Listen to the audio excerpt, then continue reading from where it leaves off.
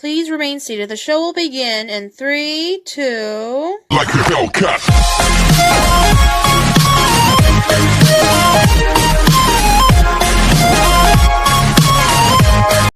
Hello, ghoul friends. Those who are freaky chic, fans of supernatural, and all things spooky. I'm your host, FandomTraveller87, and welcome back to my channel. I hope you all are doing very well. And before I continue on with this video, I just want to say thank you so much for all the immense support and appreciation for my content that I put out there. You guys are the main reason why I do this. A lot of time and energy goes into these projects, and I'm always striving towards improvement. And I hope that many of you find my stuff entertaining.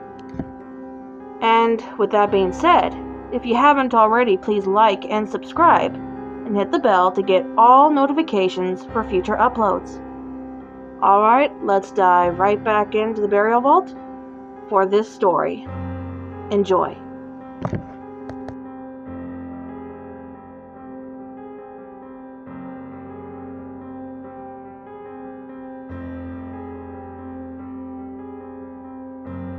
Fast forwarding a bit to when I'm 18 years old. I had moved into my apartment in the spring, and it had been a long time since my last rather creepy experience at our local E.Cheese restaurant. I remember it all vividly, and it still stays imprinted in my mind. There had been numerous thorough searches for the prototype ever since I was 13, and I just couldn't bring myself to talk to my parents after that incident. My grandmother, of course, remained a recluse at her house, and she minimized my childhood trauma as me being overdramatic, and I spent a few years in therapy on the abuse and neglect I endured having been around her.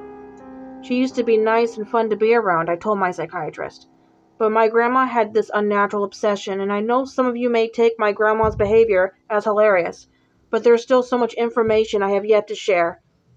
This robot consumed my grandma's life. It's like it had a living vessel.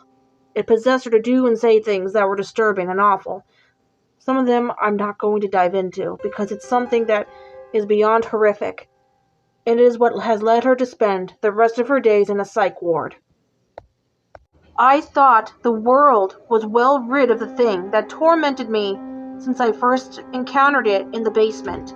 Around this time, me living on my own, I received a call from my grandfather Lee.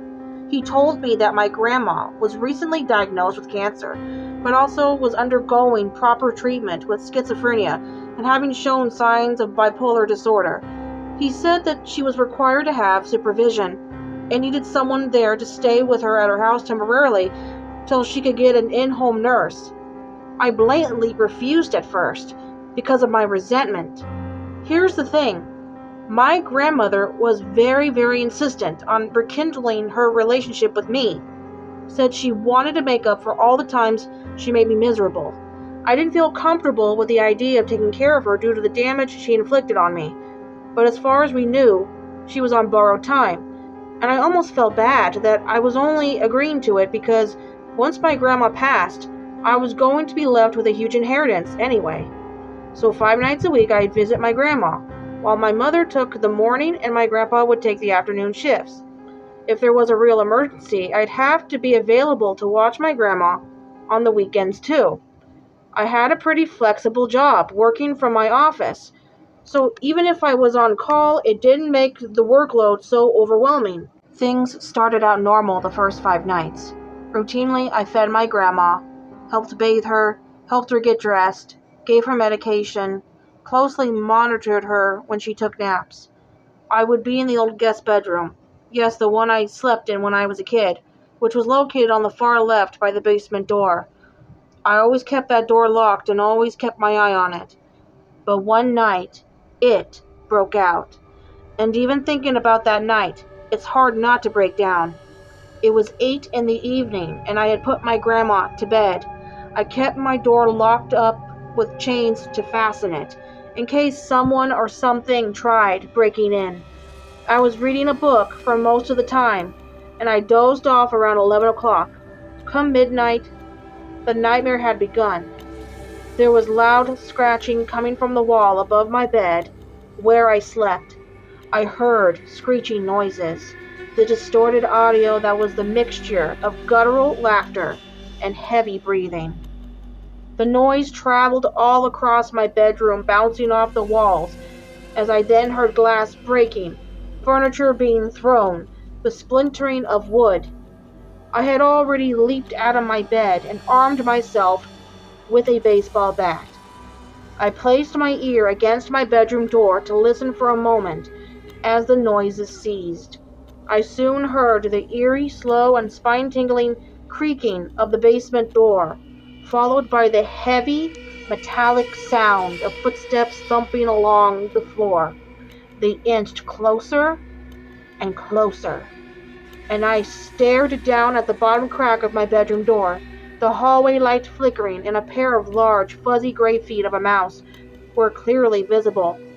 I gulped, nervously, shaking like a leaf, as a demonic voice called out to me from the other side of the door, the same guttural laughter and breathing penetrating my eardrums, as I finally managed to break into petrified sobbing. It's Jackie. Open the door. I just want to play. Don't you want to be my friend? I backed away from the door slowly, as the banging went on, the chains and the locks rattling as a sinister robot mouse violently attempted breaking the door off its hinges, and I was screaming, "No! Go away and leave me alone!" I hollered. This next part makes me sick to my stomach even now. I heard my grandma laughing maniacally, and here I was trapped in this room with no escape. I thought this was it for me. Then suddenly all grew quiet when the heavy metallic footsteps faded away. I slowly made my way over to the door, and I contemplated with myself whether I should unlock it and go out into the hall to investigate. I regret it deeply. As soon as I gathered up the courage to go out into the hallway, I first thought to call my parents and tell them what was going on. Look, I get it. All of this is crazy, and I doubt anyone truly believes this happened. And I've struggled for so many years for so long, trying to forget about all of it. I stepped into something, in my bare feet. It was wet and sticky, and looking down I felt like vomiting.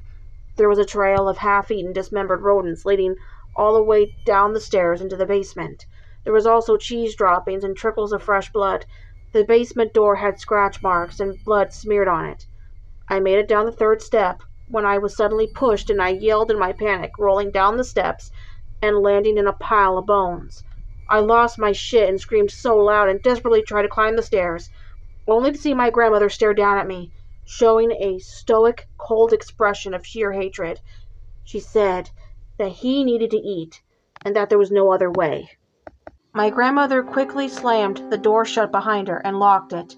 I started crying and wincing at my now broken ankle. The dim light of the basement flickered, and I looked around the room at a pentagram drawn in what I wanted to believe was just red paint. There was human skulls, bones scattered everywhere. There was a fucking Ouija board that was snapped in half. Then came the heavy metallic footsteps, and now positioned underneath the flickering light, a good 6 feet away from me, was the prototype. The Chuck E.Cheese animatronic. Its mask. Half of it had slowly peeled off, revealing its endoskeleton. The thing looked withered, like it was falling apart. And the right side of its face, it all looked too animalistic. Saliva and blood dripped from its jaw, and it had sharp, jagged teeth. The thing then limply walked in my direction, moving rather stiff as it dragged its left foot, wires dangling from it. This thing consumed humans to stay alive, and it was like some robotic, mutated, twisted version of the real thing. I quickly reached for my bat and was ready to swing. I wasn't going to back down without a fight.